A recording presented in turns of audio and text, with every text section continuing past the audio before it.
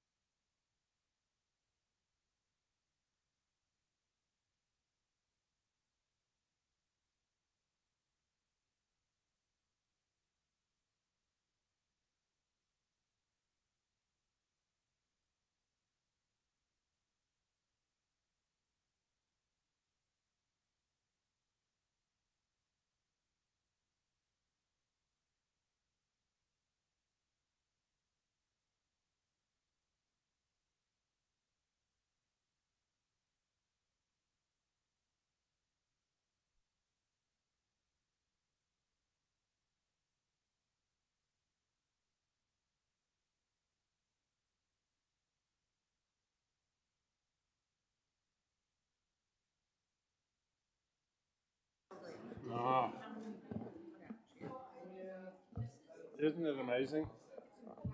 Yeah, I don't know how we say.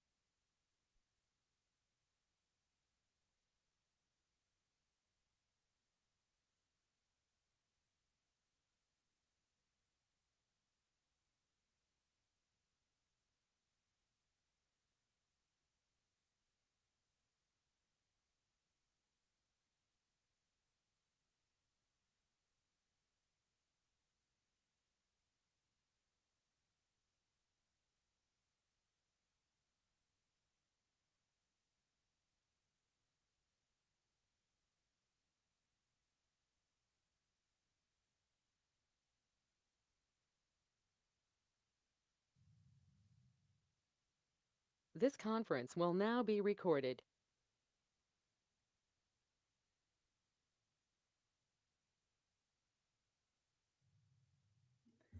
Good evening and welcome to the Tuesday, July 1st meeting of the Monmouth City Council.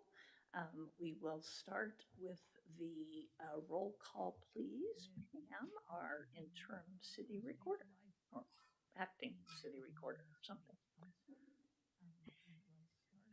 Counselor Belts? Here. Counselor Carey? Here. Counselor Lopez? Present. Counselor McKeel? Here. Counselor Oberst? Yes. Counselor Ridgway? Here. Mayor Coons? Present. And Counselor Carey, would you lead us in the flag salute this evening? Counselor Oberst? Yes. Counselor Ridgway? Here. Mayor Coons? Present. And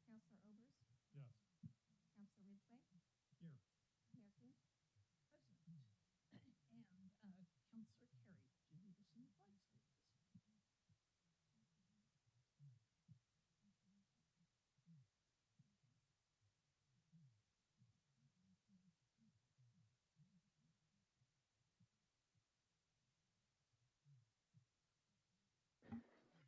evening? The consent calendar tonight was full of our minutes of the meeting of June 17th. Any additions, corrections, or we'll just move and approve and move on? I will move and approve the consent calendar. Thanks, Counselor McKeel for the motion and Counselor Carey for the second. All in favor, please signify by saying aye. Aye. Aye. Any opposed? So you can enter us unanimously. That brings us to public comment this evening, where we would entertain comments from the public. I'm seeing shaking heads. No one has submitted this evening or in advance, so we will move right on to a presentation this evening from the Monmouth Independence Chamber of Commerce Visitor Center. Yes, and you'll press the, well, Melanie knows what to do. Press the front there, and the red light means you're on. But we'll ask you to both get kind of close enough so that they can hear online. Awesome. I think it's good. It's echoing. So, hi, I'm Mackenzie. I'm with the Monmouth Independence Area Chamber of Commerce and Visitor Center. I know most of you. I haven't met you. Hi. But I know the rest of you, so I'm really happy to be here today. So as you guys know, the City of Monmouth provides $5,000 for Visitor Center, works through Forest. So we provide 2 oral reports a year, so this is one of them. I did provide you guys with our new visitors guide, and then inside of that, there's like a little staple packet that we put together. That was just a report that I provided to the City of Monmouth, just so you guys know some numbers, see what we've been up to for the past 6 months. Basically, we are just redid our visitors guide, which you all have. I love it. It's amazing. It's beautiful. I feel like it really highlights our community a lot better than what we have previously had. With this new edition, basically has more of the visitor guide feel. So it has itineraries, things to do in our area, events for the year. There's more than just listed businesses. One new thing that I really liked was how much space we did give to both cities for highlighting on yourselves. We worked with the city team to get information in there about what they would like to see in our visitors guides.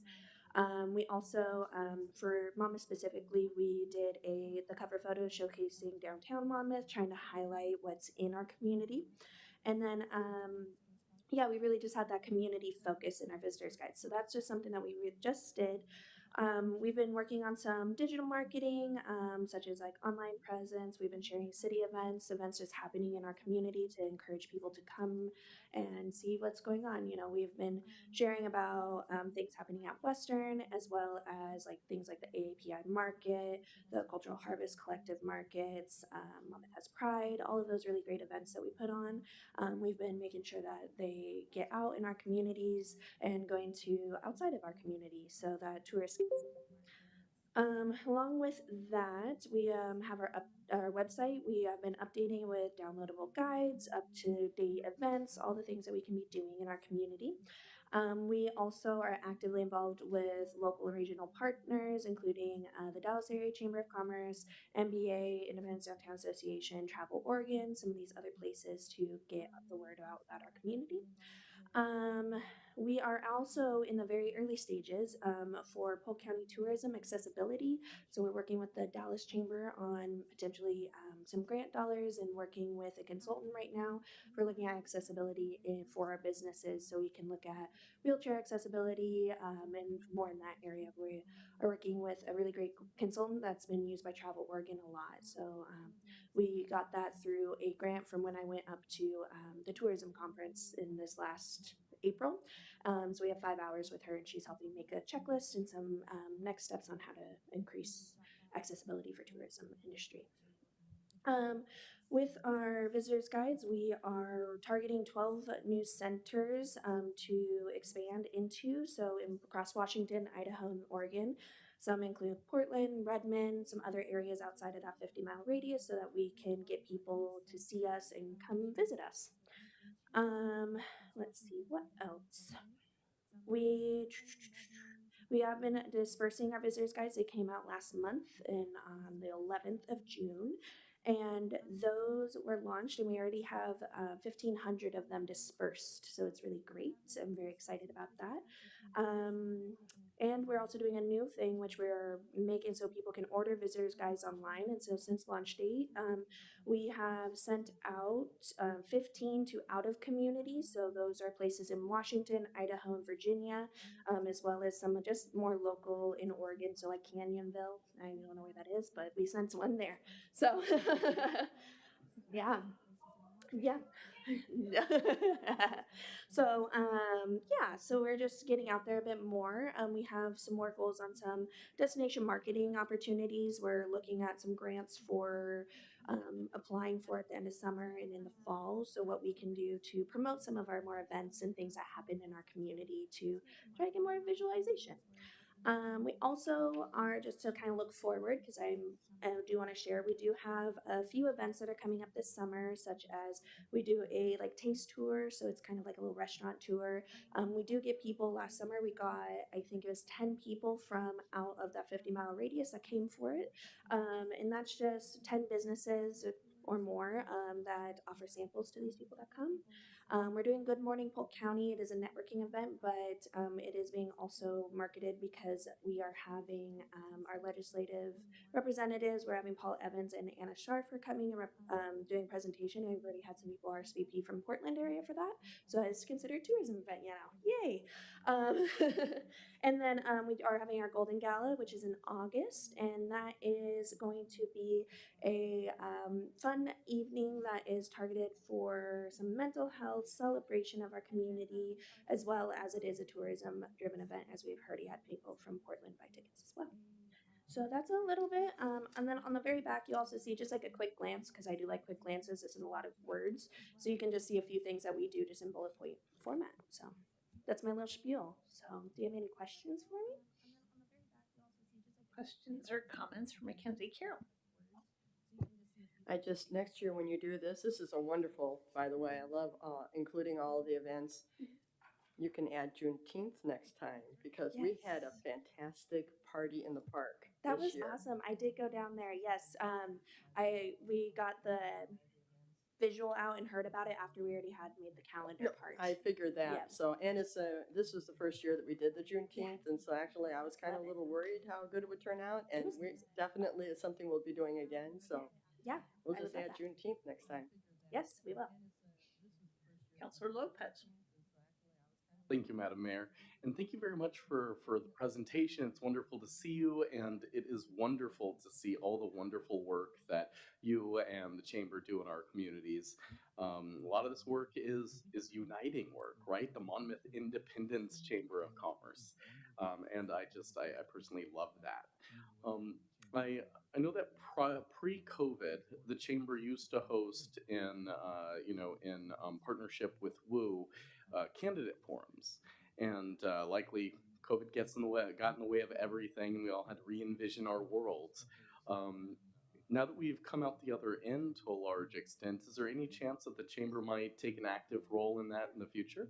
Yeah, so we're we are just going through an advocacy policy within the Chamber, and one thing that we did this last what's that called? Election. There we go. That's the word I'm trying to say.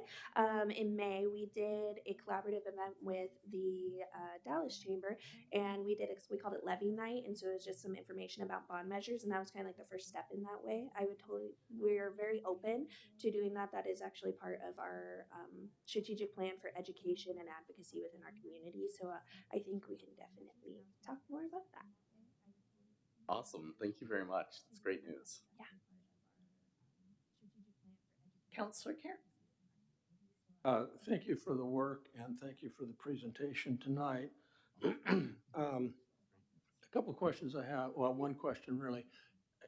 Talk to me about how you articulate with the university, and especially the events that they have on that campus, and how do we use that as a potential tourism opportunity? Yeah. So I'm actually starting to work with Western a lot more. I was starting to work closely with their events coordinator there, who she just moved over to admissions actually. And so we're actually starting to provide visitors guides for people who are coming in for the admission tours, which is amazing. We haven't done that before. That's a new opportunity that we started because we did notice that vice versa. I was talking with them very candidly that a lot of people come into Monmouth and won't go into campus, or a lot of people go into Monmouth or the campus and won't come into Monmouth, and so there's not so a bunch of talking there in that way. So we're trying to work together more on those opportunities. I've been going and doing more tabling there as well, which has been really great. We went to the block party. We have been invited to when they do the new student week, when students are actually unloading and going into their dorms and everything, having a table there so that we can provide information to all these people who are in our area. We also are starting to get more looks into what is coming to campus so that we can actually advertise to them what opportunities we have in the community. And that's definitely something I'm also starting to talk to them a little bit more seriously about is when we look at marketing our community and looking at tourism and everything, we have a beautiful campus right here. So how do we get people to come hang out, walk the beautiful campus, and really market that really great history that we also have that's right there? So yeah, we're definitely working on that. One of the things that I would suggest you consider would be to get a link to your visitor center, visitor guide on some of the key web pages of the university, and intercollegiate athletics would be one. Yeah. We have teams coming in, from August until May, and often they have, parents or friends that are interested in coming, and so they want to come to the game primarily, but they may also be interested in where they can get a bite to eat as they plan, where the team is staying. And visiting teams typically stay in Independence, and so that would be information and linkage I love that. there.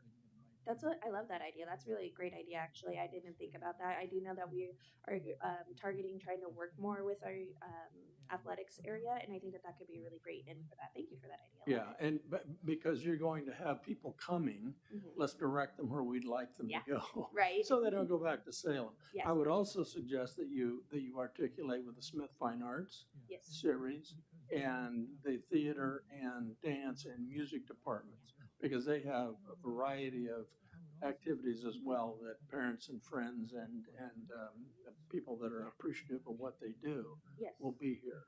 Yes, we're targeting them as well. Actually, the program manager for Smith Fine Arts Series just joined our board, so I'm sure she will have some ideas around that. Well, but minimally, like I can think on the athletics page, for example, a visitor's guide button. I love it. Click that, and this is where, Yeah. the official hotel of the GNAC is, teams will be staying, and then all of the information that you have. Yeah, I love that. I'll definitely reach out to Maureen over at Woo who runs their PR department and all that stuff. We can Yeah. chat with her. Yeah, okay. Love that. Well, Thank you. To me, it's low-hanging fruit. I'm not Yeah. sure how much fruit you'll get, but it's where you would like to be Love it. I love harvesting, that idea. Thank you. as it were. Counselor Ridgway. Thank you. Great information. I've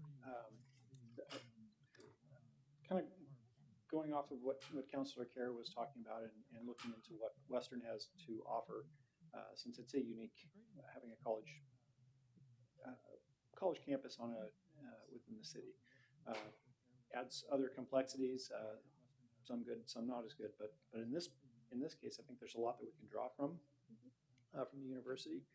Some of your information on here that stood out to me was the digital reach, the demographics, and how Instagram has shot way up 490% greater than last year's reach, and some other stats that were interesting. One that jumped out at me though was the gap between the women and men being reached, I suppose.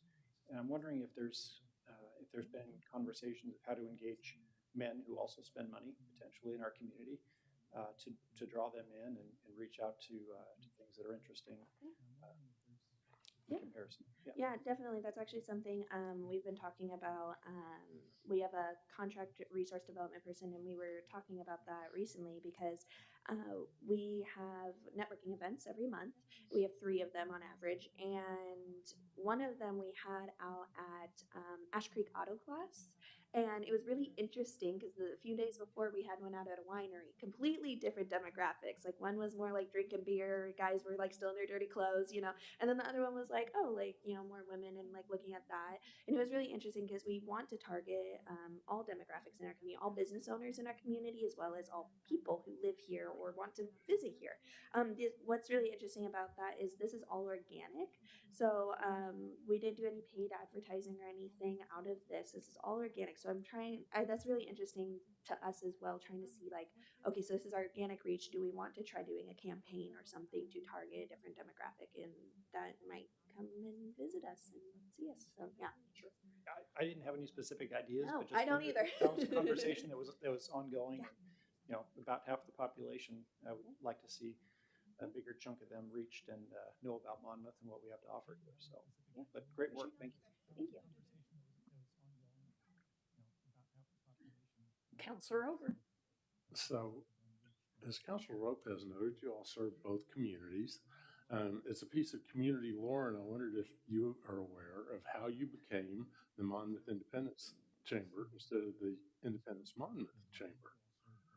And when the chamber was first formed, there was a meeting, and in the parking lot was held a coin toss. Oh yeah.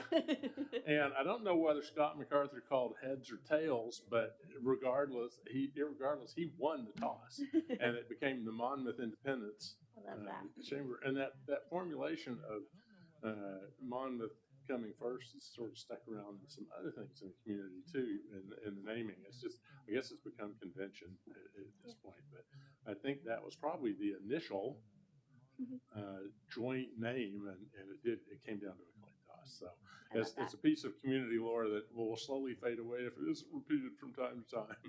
I love that. And I think that's fun because I feel like from working this position, I feel like, this chamber, we try to be equal to both of our cities, and we try to represent both of our cities in a positive manner. So I'm sure that right now I would have been like, looked at my board and been like, I don't know what to do. Why don't we flip a coin? Like, and somebody did it. So that's awesome. All right.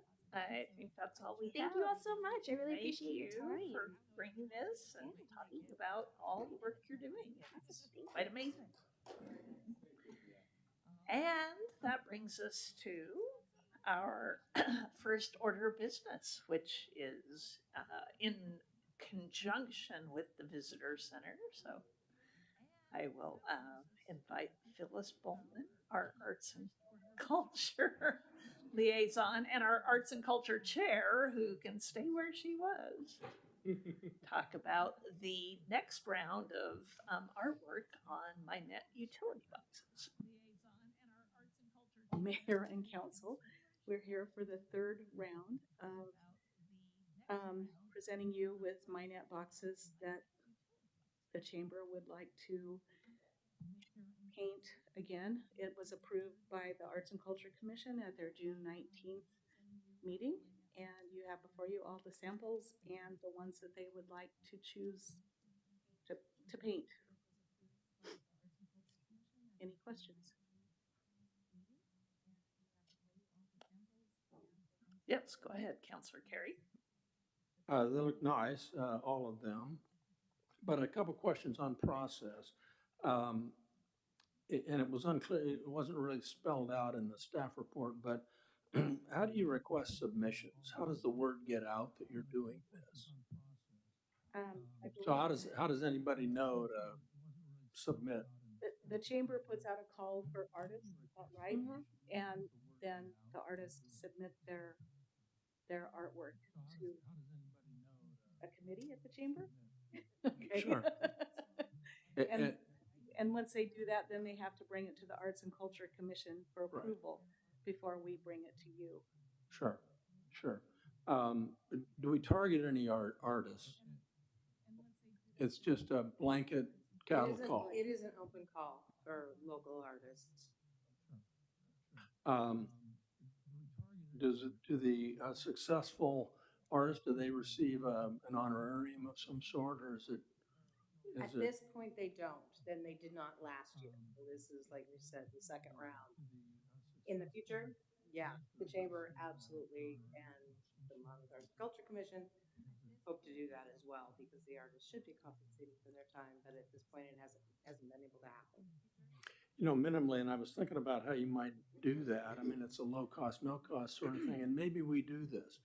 But because this is our second round, we've got artwork in the community that we could attribute to the artist. If we have a listing of that it could be posted, you know, like the MyNet boxes, you know, and such, and look for it on, you know, Olive Way and High Street, and, you know, Phyllis Bowman's art is there. It was selected in, you know, 2024. You know, some sort of a recognition and acknowledgement beyond the attic boy or attic girl that they get from that. So Mackenzie says they're working on it on their website. Oh, Because yeah, it is a good. chamber, you know, it's initiates with the chamber. Good. And how do you distribute between Independence and Monmouth? Depends on how many boxes are in Independence or Monmouth. Say it again, I'm sorry. It depends on how many MyNet cabinets actually exist in the city. I don't know how they choose which art will go in which one. Yeah, You We- work on that, right? Yeah, we met, Emily, Mackenzie, and I met previously to go over initial calls for the art for the second round, and then what the process was, because Mackenzie hadn't been here last year when it had been gone through beforehand. And so she informed us that there were potentially 3 to 4 boxes available in Monmouth and approximately the same number available in Independence.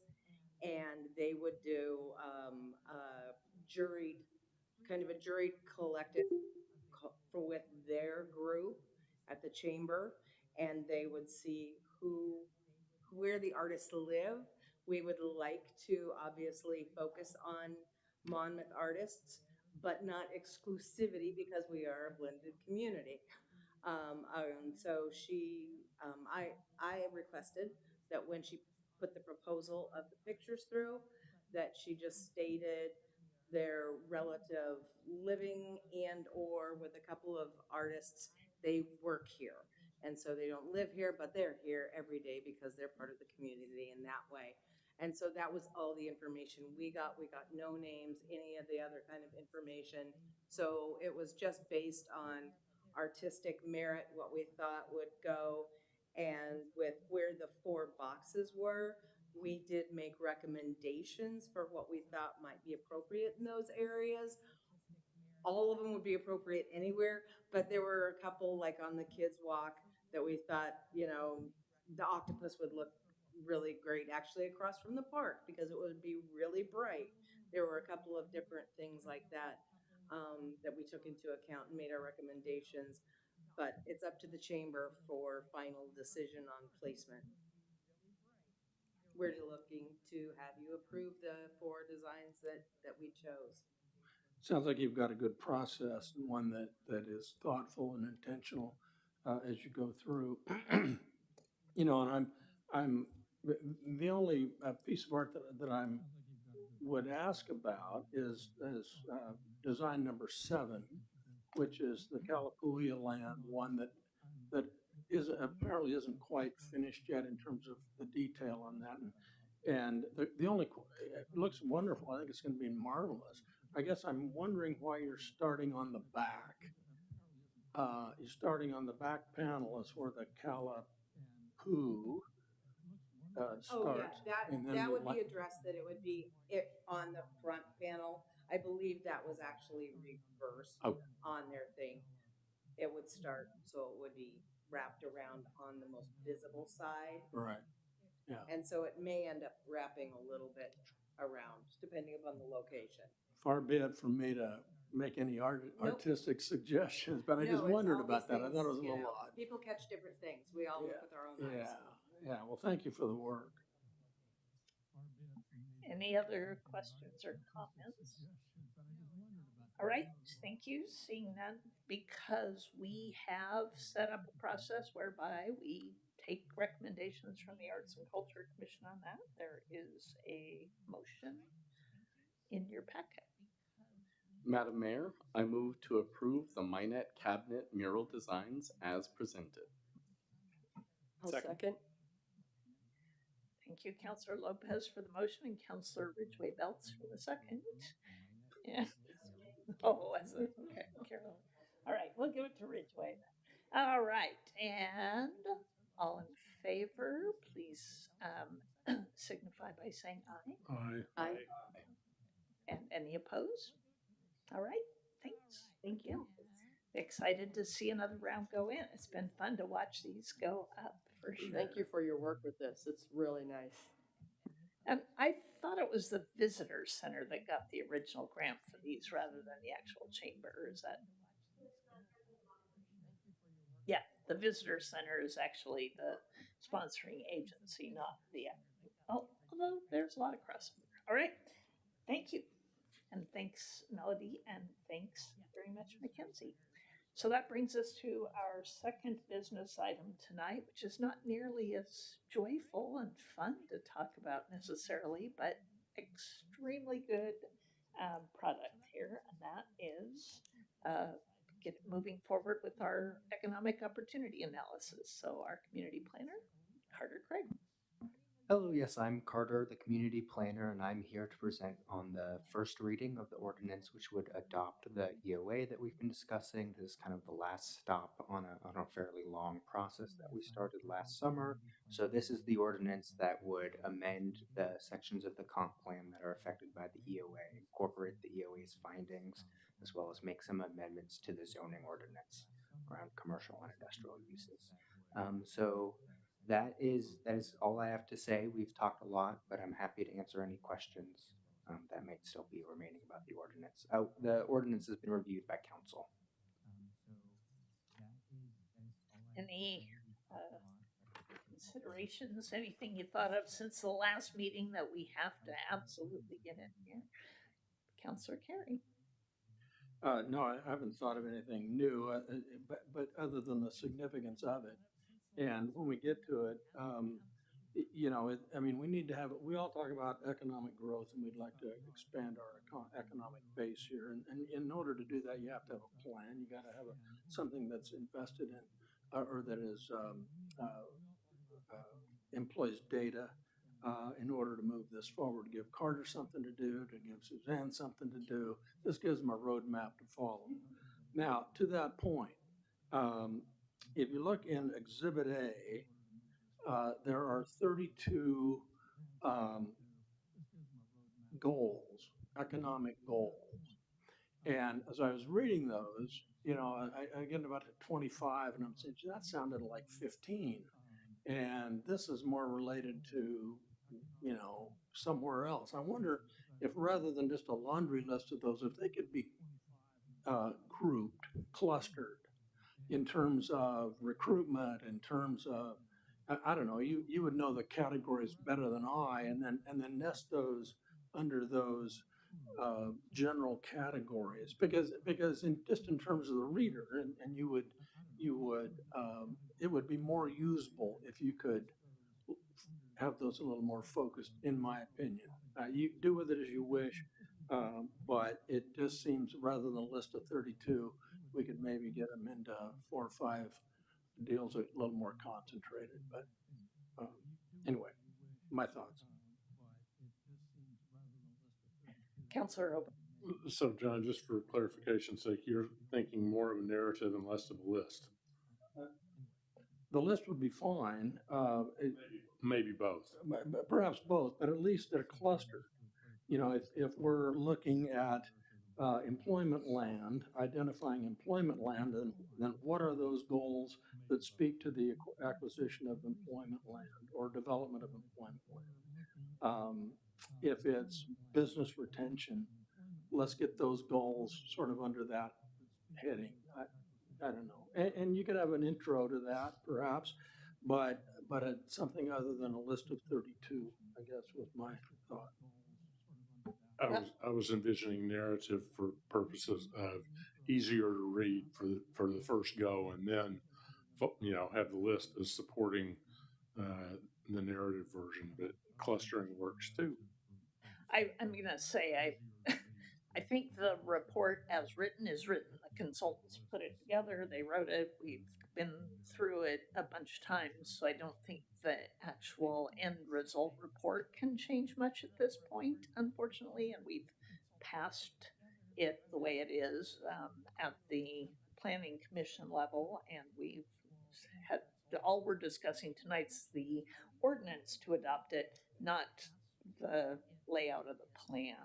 And so maybe what John and I are really after is a separate piece that would be handed to a prospective incoming business that would be that summary narrative clustering of the 32 into fewer. Yeah. Okay. Great. Yeah. And as we get reports back, I'm sure there'll be more of that clumping. Okay. So I am going to, and seeing no objections to the information in front of us, I will conduct the first reading of ordinance number 1420, an ordinance adopting the City of Monmouth Economic Opportunities Analysis dated May 2025, amending Title 18 of the Monmouth City Code and the Comprehensive Plan relating to the zoning ordinance, land use, and economic elements, and repealing prior and conflicting ordinances. And we'll have a second reading and adoption at our next meeting. Thanks, Carter. That is all of our business this evening. So that brings me to my mayor's report, and don't have a lot, but we do have some board and commission action tonight. So I will move to that. And I'm trusting that our city manager will include in her report our sort of a wrap up of where we are after the legislative session, because that's something we were all scrambling and working on here for the last couple of weeks, trying to get all those things through. So I will move to reports of boards and commissions. Does anyone have something? Councillor Belts and Councillor McKeel. Thank you, Madam Mayor. I'm reporting on the Arts and Culture Commission, who met on June the 19th. A lot of what I'm going to say will sound very familiar. They discussed the MyNet project and discussed what they were going to bring to council, which they brought to council. Secondarily, they discussed the artist exhibit that is now out in the lobby. They had a reception, which my husband and I attended. It was later in the month. It was fantastic. It was fairly light attended. However, the one of the two art instructors from Central High School was there, and she gave us an incredible in-depth amount of information about the individual pieces and the students. And so it was really informative, and I am so excited about the next one. They're talking about, and the commission is talking about how they're going to decide if it will be a theme, if it will be invitation, how they're going to proceed with this, because it seems like it's just been very well received. And there was a reporter there who interviewed some folks, and he took some photos as well. And then lastly, I think you all know I'm the chair of the Mid-Willamette Valley Council of Governments Board of Directors, and our executive director informed me on Friday that he has accepted a new position back home in North Carolina. And so he will be resigning. Currently, he's in Ireland on a 3-week vacation, 30th anniversary with his wife. So we let him go. But he will be, he'll be staying with the COG through mid-August. But stay tuned to hear more about that transition and how we will be handling that as an organization. Thank you. Thank you, Madam Mayor. I'm going to report on the Monmouth Historic Commission meeting that was on June 24th. The commissioners are investigating a couple of cherry trees located in the new historic district on the west side of Monmouth to determine if the trees are descendants of the historic Waterhouse cherry trees.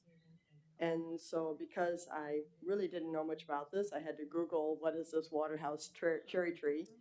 And it was actually read or found, so it's kind of, the jury is still out, by Warren Waterhouse, who lived in Monmouth in the late 1800s.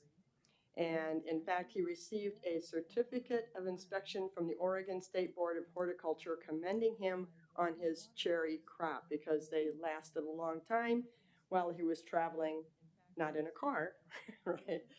And so he actually displayed his tree variety at the Portland World's Fair in 1905 and earned a couple of awards. So we have very famous Waterhouse cherry tree descendants here. I was told that they're probably not the originals because they don't last that long. I didn't know that.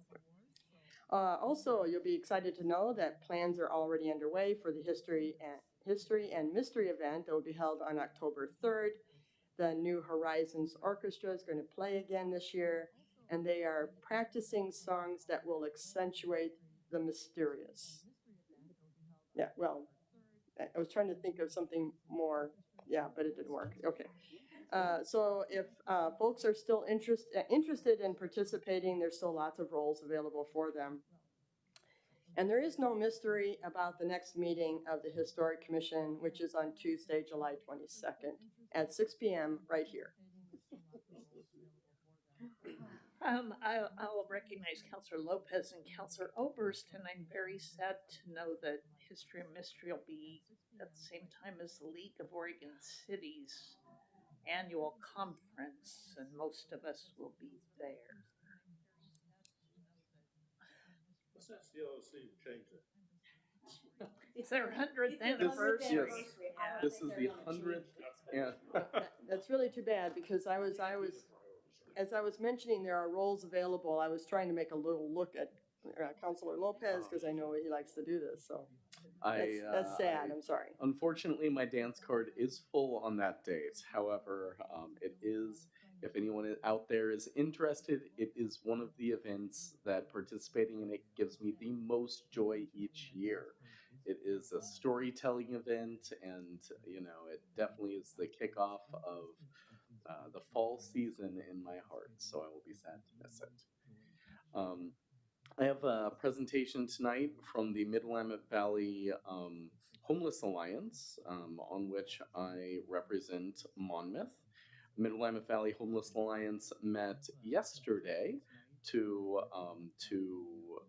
approve their budget of $3,189,241.00. They pulled it down to the wire, but they got it in. We do have an approved budget and operating forward. Looking forward to some advances and some additional due diligence by our new executive director in the coming fiscal year. The next meeting of the Homeless Alliance will be next week on Thursday at 3 p.m. That's at the COG building or virtually. Other news, at that meeting, the Homeless Alliance will be considering, amongst other things, will be considering adding Monmouth to their executive and finance committees. And so as Monmouth continues to be a pioneer in this work and in rural components of Polk and Marion counties, I'm excited to see our voice continue to hold further weight there through our regional initiatives. So I also have next week, the library board will be meeting at 7 a.m. at the Monmouth Library. So it is a wonderful group of folks, and usually, although I hesitate making this promise, usually there's treats. So I encourage you all to wake up early, join the library board and myself, and kick off the day with a library board meeting. Councilor Oberst. Senior Advisory Board met on the 24th. I was in Southern Oregon enjoying a concert that afternoon. Couldn't make it, sorry. Got a good report from the director, however. We have some new programming this month. There's a hiking club planning session on the 8th at 1 o'clock, and there's a therapy dog chat planned 10th at 10:30 in the morning. Yeah, the dog's amazing. They have a talking dog? I want one. No, it's just this one dog who offers therapy. They also had some discussions around the signups for. We're going to have the senior float as typical, but we're also going to have the bus for people who don't want to ride in the heat. They'll be able to ride in the comfort on the bus. And of course, there's also the booth in the park, and I'm sure that Barbara would be more than happy to accept last minute volunteers for any of those items. The Friends of the Senior Community Center bought 2 new tablecloths with the updated logos on to put on the tables at the booth in the park. We had a guest at the meeting, Kelly Hollums, who is interested in possibly joining the board. I don't know what the outcome of that is yet. And a topic was raised for the future, which is to talk to some of our local swimming pools about possible senior access to those pools, perhaps different than what they currently do. Next meeting will be on July 22nd at 3:30 in the afternoon at the Senior Center. Thanks. Any others? Counselor Ridge? Thank you. So this time of year, for the Parks and Rec Board, there's lots of things that are going on. We have a number of activities beginning in 2 days, on the 3rd and the 4th, beginning on Thursday the 3rd at noon in just across the street here at the Main Street Park. Lots of different activities. I won't list all of them, but that continues for almost 2 full days. And jumping after that, we have sorry, that was all for Independence Day. I didn't even mention that. But Independence Day, big celebration here in Monmouth and Independence, but we celebrate it big in Monmouth. And we also have Music in the Park that comes up, not this Wednesday, but the following Wednesday, 6:30. And those are every Wednesday throughout the summer until August 27th. So different musical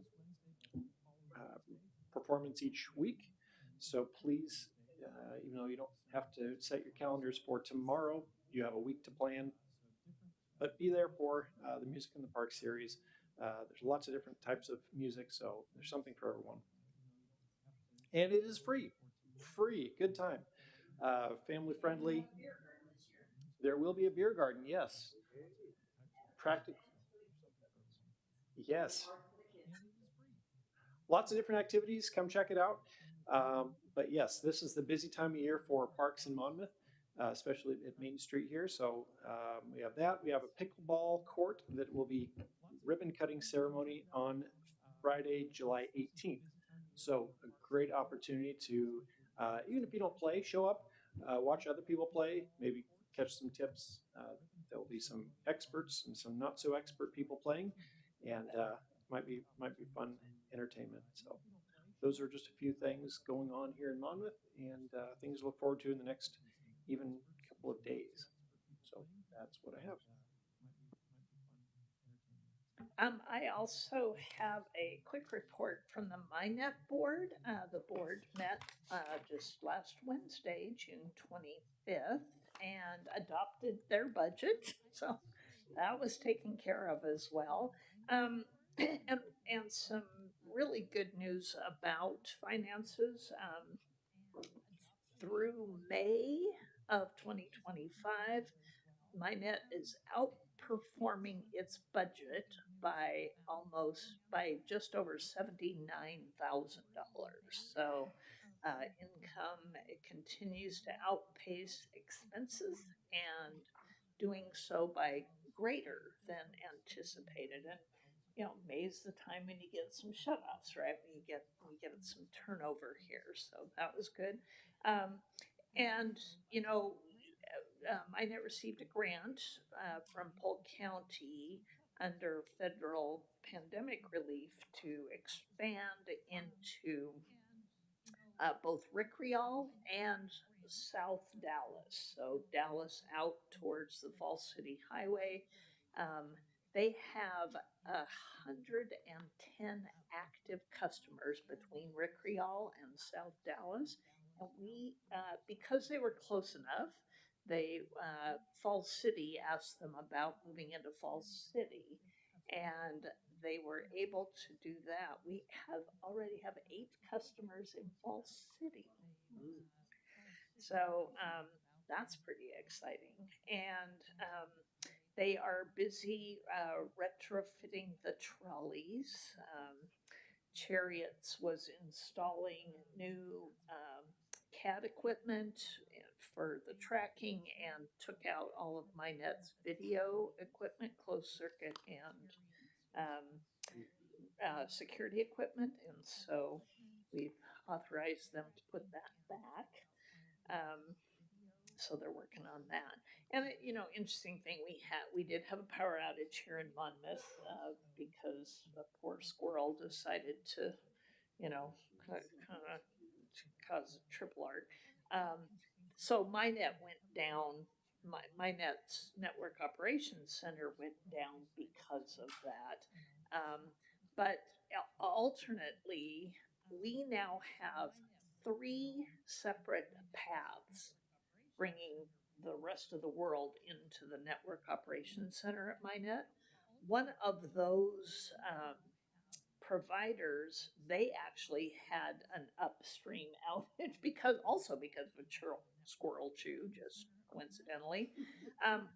But it did not cause a single blip, right? Because now we have 3 complete redundancy in the MyNet system. So back in the old days, if we lost that one, our upstream provider, but that has changed. So, and want to make sure you all get on your calendars. Thursday, August 21st will be the MyNet Customer Appreciation Event, which, if you have not attended that, is always a really good time. They usually have some great food, and lots of fun activities, and a chance for all of us in the community not only to go be appreciated for our support of MyNet, but to appreciate the great staff at MyNet too.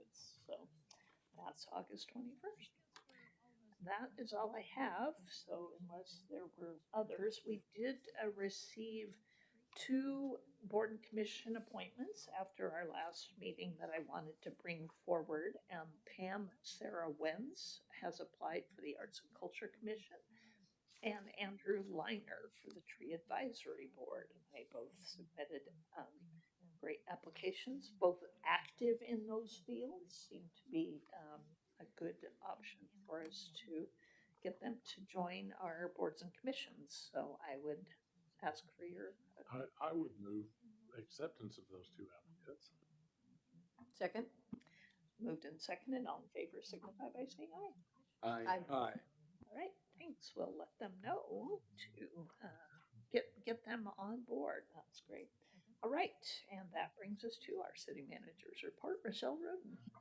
Thank you, Mayor. So I think the big news is with the passing of the budget last week, and I believe it was on Tuesday that it was passed.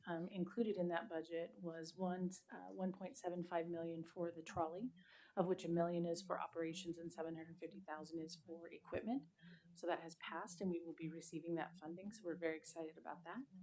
And additionally, we had applied for several different projects in hopes to get capital project funding through the state, and we were awarded 1.4 million for the reuse project. And so our sewer water is processed, and it's currently going to one field, and now we need to move it to another one. And so the 1.4 million will do transmission lines and all of that, and so the state will be helping us fund that. So we're very excited about those 2 things coming through.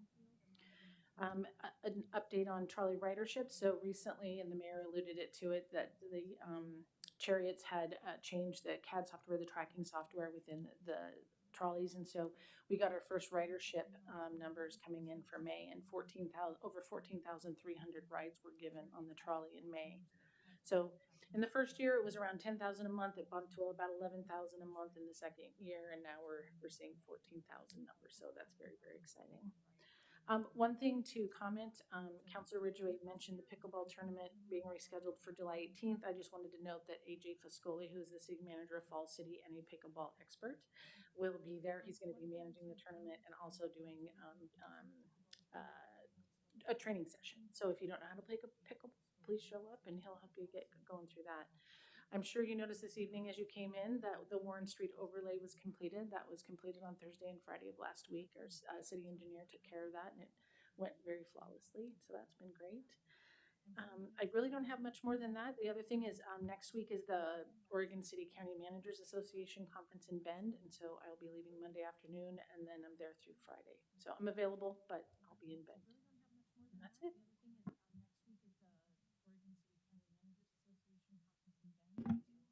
Thank you for that. And that brings us to council comments and announcements. Besides all the fun stuff coming up for the 4th of July weekend. Very excited about all that. Councilor McKeel.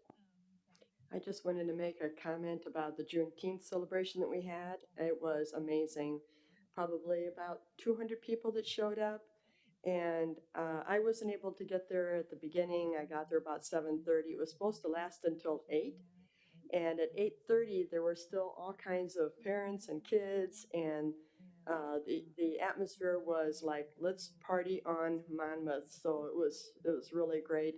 And I just want to thank Adela at Luna's Cafe, who made it possible to cook the pork for the free pork sliders that we were able to give away. And I am actually more sad maybe that I didn't get to try out those pork sliders because I heard they were really good. But it was such a great event. The planning committee is very much interested in doing that again because I think it achieved everything that we wanted to have for our families and even more. So it was very good.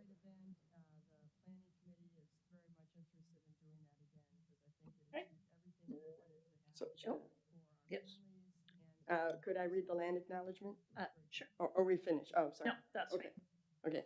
We would like to acknowledge that indigenous tribes and bands have been on the lands here and throughout Oregon since time immemorial. It is not lost on us that the Willamette Treaty forcibly removed these peoples from their homelands in 1855 to 1856, the year that the city of Monmouth was founded. We recognize the pre-existing and continued sovereignty of the federally recognized tribes that are a vibrant part of this region today. The Confederated Tribes of Grand Ronde Community and the Confederated Tribes of Siletz Indians, and thank them for sharing their perspective on how we might care for one another and the land so it can take care of us. We commit to engaging in a respectful and successful partnership as stewards of these lands. All right. Anything else, or I will entertain a motion to adjourn. I move. All in favor, signify by saying aye. Aye. All right, we are adjourned.